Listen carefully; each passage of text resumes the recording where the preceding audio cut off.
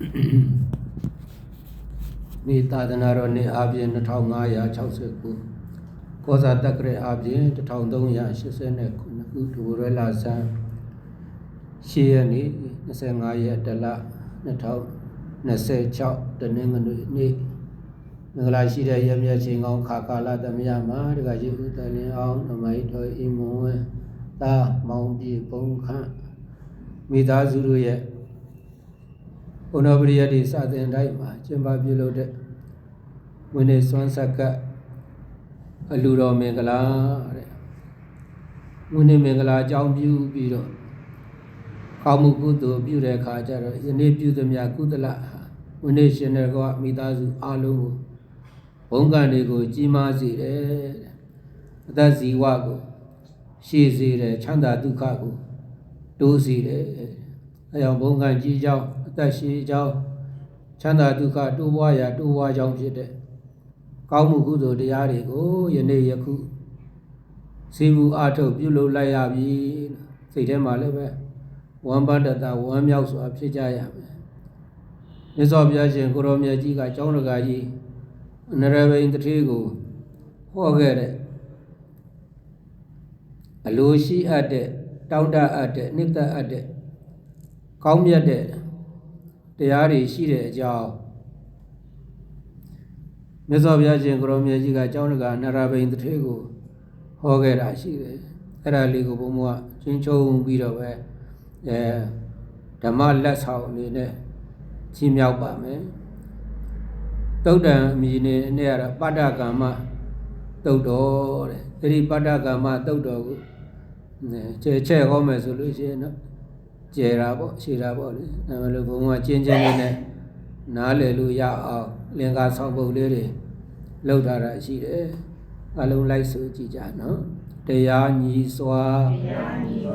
Ya Osa, Chilla Patama, Tayani Swa, Ya Osa, Chilla Patama, Patama Nine Jarore. Siwa Shareka, the Yana Ninusa, Siwa Osari, Shana Puiname Solution, Lucia de Kaumia de Nita Ade. A young Loga, Luba Mani Jareka, Loga Siwai, Shajaya, Pujaya, Sawajaya me, Erilu Logi Siwai, Shalubu, Shaja Pujareka, the Yane Leonis was Siwa Osari,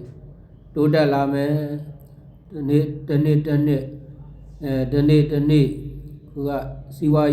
Chini Kaulame solution. Ara Lucia de Yataku, Rama Uzo Lucia de Siwa Kaumu, Lo Ade, Nasavia, Mayman, Siwa you live a Koya Kuanya, Koya Twin, Jenny Lu Yala.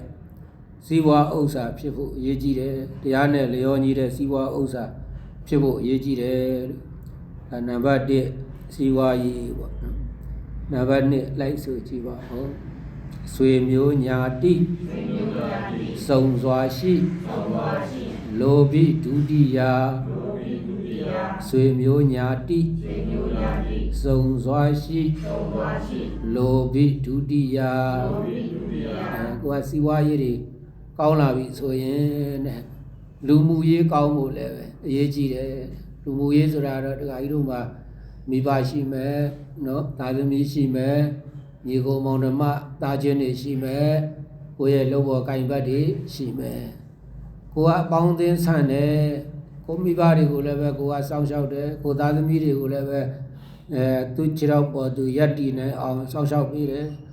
Posum mating a hard in a level, the hazard upset. Oh, look what Sweden Murine, Siwaya Leco, Swimuria Leve, Cobole Cow, Equal Drup or Cow. Any loose Sweden Murine, now go Biosu, so majame, Siada Marine, Uji Hulin, Mibari, Dilu, Nine Lucy and Leve, Lucia de Yave, Navanicaro. Lumuye Piso Yame, Sulure, no? I Siwa Navade Siwaye, Nava Nejaro, Lumuye, Yeji de Lumena, no? နံပါတ်3လိုက်ဆိုကြည့်အောင်ဘုံကြီးသက်ရှိနေရပေလိုလေတတ္တိယဘုံကြီးသက်ရှိနေရပေလိုလေတတ္တိယတတ္တိယအရေးကြီးတာကြတော့ကျမ်းမာရေးကအရေးကြီးပြန်တယ်နော်ပါဠိလိုတော့စီရန်ဇီဝါမိတဲ့ကိုကြာကြာသက်ရှည်ဖို့မလိုဘူးလားကိုကြမ်းမာလေးနေဖို့အရေးမကြီးဘူးလားရေးကြီးတယ်နော်ကျမ်းမာရေးအရေးကြီးတယ်အဲကြောင့်နံပါတ်3အရေးကြီးတာကကျမ်းမာရေးအရေးကြီးတယ်ကိုတတ်တန်းစီအသက်ရှည်လေးနဲ့နေရထိုင်ရတယ်ဆိုလို့ရှိရင်ပါရမီကုသိုလ်တွေအများကြီးလုပ်လို့ရလောကလှအောင်ဘာသာသာသနာလှအောင်ဆင်ပေးလို့ရကိုယ့်ရဲ့ကိုယ်အားတွေအသုံးချလို့ရတယ်ကိုယ့်ရဲ့ဉာဏ်အားတွေအသုံးချလို့ရတယ်ကိုရှာဖွေစုဆောင်းထားတဲ့ပစ္စည်းအားတွေသုံးချလို့ရတယ်နော်အဲကြောင့်နံပါတ်3ကတော့ဘုံကံကြီးဖို့လိုတယ်အသက်ရှည်ဖို့လိုတယ်ဆိုတော့နံပါတ်3အရေးကြီးတာကတော့ကျမ်းမာရေးပေါ့နော်အဲဆိုလို့ရှိရင်လောကမှာအရေးကစီးပွားရေးလည်းပဲအရေးကြီးတယ်လူမှုရေးလည်းပဲအရေးကြီးတယ်နောက်တစ်ခုကကျမ်းမာရေးရောအရေးမကြီးဘူးလားဒီအရေး3မျိုးကိုဘုန်းကြီးတို့ပိဿုပန်အရေးလို့ဒီလိုပဲတတ်မှတ်လို့ရတယ်နော်ပိဿုပန်မှာစီးပွားရေးကောင်းရမယ်ပိဿုပန်မှာလူမှုရေးလည်းပဲအဆင်ပြေရမယ်ပိဿုပန်မှာကျမ်းမာရေးလည်းပဲကောင်းမွန်ရမယ်ပိဿုပန်နဲ့တင်ပြီးမှမဟုတ်ဘူးအနာဂတ်တန်ត្រာရေးဆိုတာကောမရှိဘူးလားတန်ត្រာရေးရှိတဲ့အခါကျတော့ဘဝကူးရေးပူဝေးစိတ်အေးစေရမည်ဆိုတဲ့အတိုင်းပဲဘဝတန်ត្រာကျင်လည်ရလို့ရှိရင်ငါတို့ဟာလူဘုံနတ်ဘုံကျင်လည်ပြီးတော့ပဲနိဗ္ဗာန်မဖို့ကိုဝင်ဆံနိုင်ပါရစေလို့ဒီလိုလည်းပဲတောင်းတအပ်တယ်တဲ့ဒီအရေးကလည်းပဲတန်ត្រာရေးကလည်းပဲအရေးကြီးတဲ့အလုပ်တစ်ခုပဲတဲ့ဒါကြောင့်မို့လို့ခန္ဓာချုပ်ပြောက်ကောင်းရာရောက်ခဲလောက်စတုတ်တာဆိုတဲ့အတိုင်းပဲဒီအရေး3ပါးပြီးတဲ့အခါကျတော့တန်ត្រာရေးအတွက်မြတ်စွာဘုရားမိန့်လိုက်တဲ့တရားစကားဒါလေးလိုက်ဆိုကြခန္ဓာချုပ်ပြောက်ကောင်းရာရောက်ခဲလောက်စတုတ်တာခန္ဓာချုပ်ပြောက်ကောင်းရာရောက်ခဲလောက်စတုတ်တာဒါကြောင့်ပိဿုပန်အရေး3ပါးနဲ့တန်ត្រာအရေး1ပါးစုစုပေါင်းအရေး4ပါးပေါ့လေမြတ်စွာဘုရားအလုံးဟာလိုချင်ကြတာကြီးပဲအလုံးဟာတောင်းတကြတာကြီးပဲအလုံးဟာနှစ်သက်ကြတာကြီးပဲဇီဝရေးတွေကောင်းမရစေလူမှုရေးတွေအဆင်ပြေပါစေကျမ်းမာရေးတွေကောင်းမွန်ပါရစေတန်ត្រာကြတော့လည်းပဲပယ်4ပါးတကားကြီးပိတ်နေရသူဂရိနိဗ္ဗာန်ထိရောက်ရှိရရှိစံစားနိုင်ပါရစေလို့ဒီလိုတောင်းတကြတာကြီးပဲတဲ့တောင်းတတဲ့အတိုင်းအလုံးရနိုင်ကြပါသလားလို့မေးရင်အကြောင်းမှမကောင်းရင်အကျိုးကောင်းနိုင်ပါမလားအကြောင်းကောင်းမှကျိုးကောင်းရအကြောင်းကောင်းအောင်သာကြိုးစားပါတဲ့အကြောင်းတွေကောင်းရင်တော့ဘာကောင်းနိုင်တော့အကျိုးကောင်းနိုင်တယ်အကြောင်းကောင်းအောင်ဆိုတော့မြတ်စွာဘုရားကအကြောင်း4ပါးဆက်ပြီးတော့ဟောပါတယ်နော်အဲ့ဒီအကြောင်း4ပါးကိုလည်းပဲလိုက်ဆိုကြယရဏ3ရက်ဂုဏ်တော်မြတ်ယုံလက်မြတ်တရားယရဏ3ရက်ဂုဏ်တော်မြတ်ယုံလက်မြတ်တရားမိမိတို့ရဲ့အစ္ဆဒသနာမှာအကြောင်းတစ်ခုကမြတ်တရားဆိုတဲ့အကြောင်းတစ်ခုတဲ့မြတ်တရားဘုရားကိုယုံကြည်တယ်တရားကိုယုံကြည်တယ်သံဃာကိုယုံကြည်တယ်ယုံကြည်မှုနဲ့ပဲသံဃာဒါနဆွမ်းဆက်ကလူရန်ပူဇော်တယ်ဘုရားရှိခိုးတယ်ဒီလိုမျိုးတွေပေါ့နော်ဒါကြောင့်ဘုရားတရားသံဃာယရဏမြတ်3ပါးရဲ့ကျေးဇူးဂုဏ်ကံကံရဲ့အကျိုးမိဘဆရာသမားများရဲ့ကျေးဇူးဂုဏ်ကိုယုံကြည်တဲ့တရားဓာတ်ကလေးရှိနေရမယ်တဲ့ဒီအကြည်ဓာတ်ကအကြောင်းတစ်ခုလို့မှတ်ထားလိုက်မယ်နော်နံပါတ်1အကြောင်းတရားလေးလိုက်ဆိုကြဘာနာတိပတ်ရှောင်ကျင်လက်ခေါ်အပ်မြတ်သီလာဘာနာတိပတ်ရှောင်ကျင်လက်ခေါ်အပ်မြတ်သီလာဒုတိယအကြောင်းကမြတ်သီလာပထမကမြတ်တရားနော်ဒုတိယကမြတ်သီလဆိုတာကိုမှ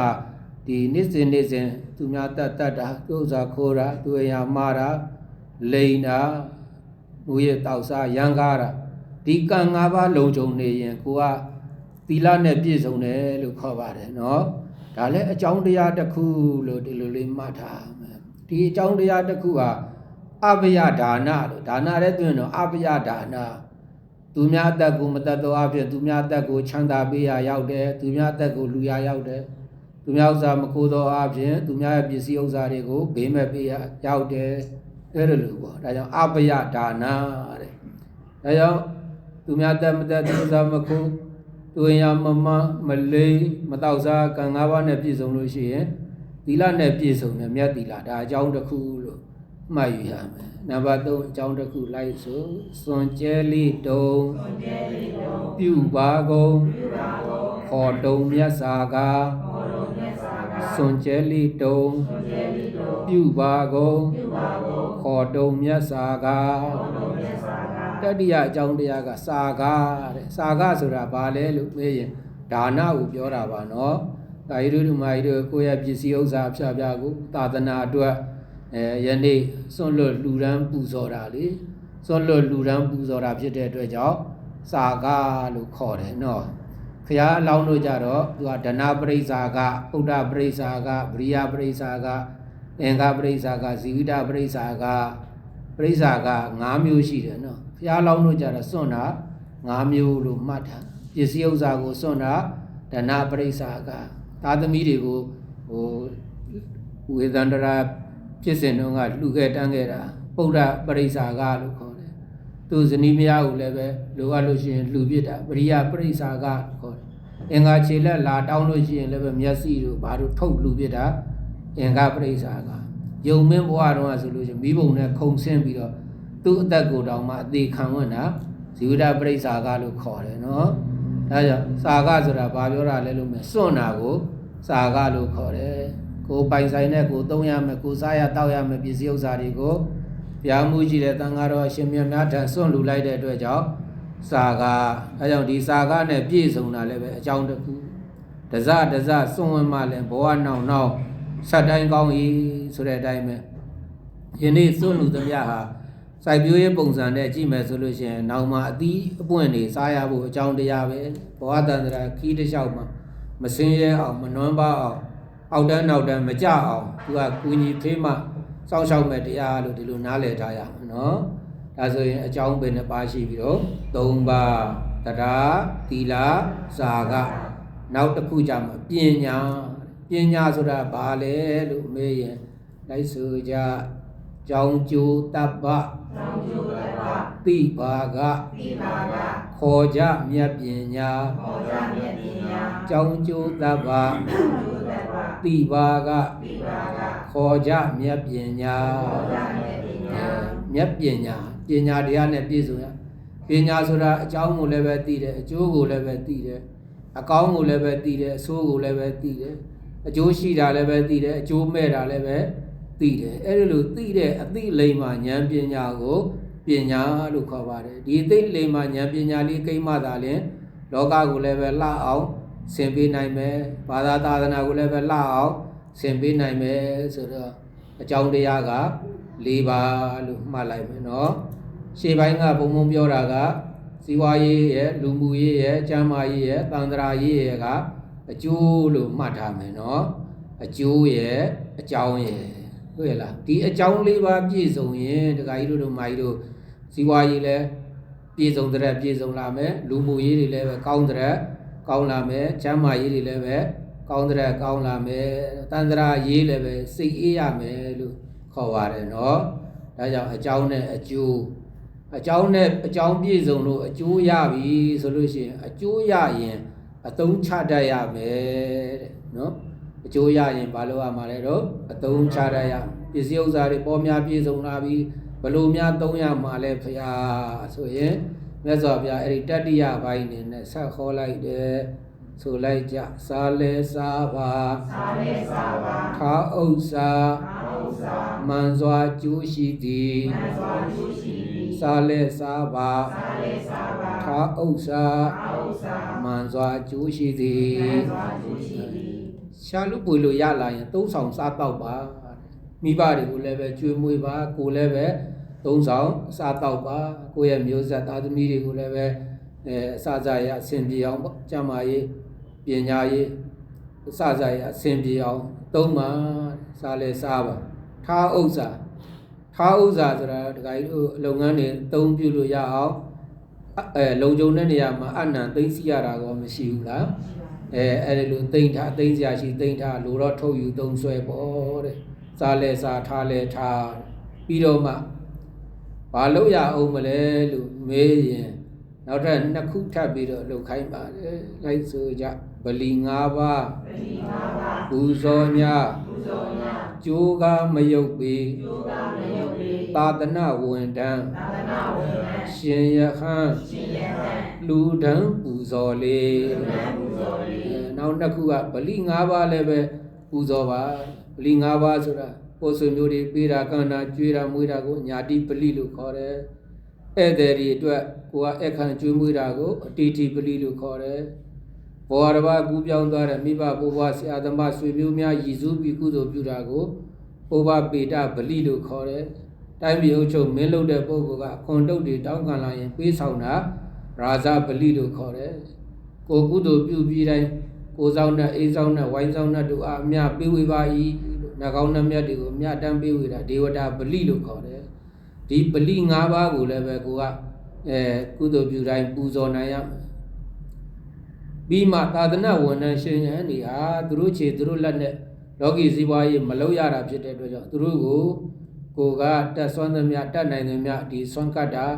သင်္ကန်းလူတာဆွမ်းဆန်တော်တွေလူရန်ပူဇော်တာဆေးပစ္စည်းတွေလူရန်ပူဇော်တာသာသနာဝန်ထမ်းရှင်ရဟန်းတွေကိုလူရန်ပူဇော်သမှုပြုတာလည်းပဲကိုယ့်ပစ္စည်းကောင်းကောင်းအသုံးချနေပါပဲဒါကြောင့်ကိုယ့်ပစ္စည်းကောင်းကောင်းအသုံးချရင်စားရမယ်ထားရမယ်ပြုရမယ်မှုရမယ်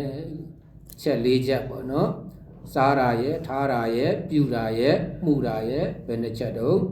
၄ချက်လို့မြတ်စွာဘုရားကျောင်းတက္ကနရဘိန်တထေးကြီးကိုဟောကြားတော်မူပါတယ်ဒါကြောင့်ယနေ့တက္ကကြီးသလျောင်းဓမ္မိတော်ဤမွန်သားမောင်ပြေဘုံခမိသားစုတို့ရဲ့ကောင်းမှုကုသိုလ်တော်မှာလည်းပဲအကြောင်းအကျိုးတွေနဲ့အသုံးချနီးစနစ်ပါတယ်ဒီတရားစကားကိုဘုံဘုံကဓမ္မလက်ဆောင်တွေနဲ့ရှင်းမြောက်ပါတယ်ယနေ့ယခုပြုသမျှကုသိုလ်ကောင်းမှုကြောင့်မိသားစုအားလုံးဆွေစုမျိုးစုအားလုံးဘုံကံကြီးလို့အသက်ရှိကြပါစေချမ်းသာဒုက္ခတိုးဝါကြပါစေဒီကောင်းမှုကုသိုလ်ကံစေရနာသည်ဒုက္ခငြိမ်းရာနိဗ္ဗာန်ဤအထောက်အပံ့ဖြစ်နိုင်ကြပါစေကုန်သတည်းသာ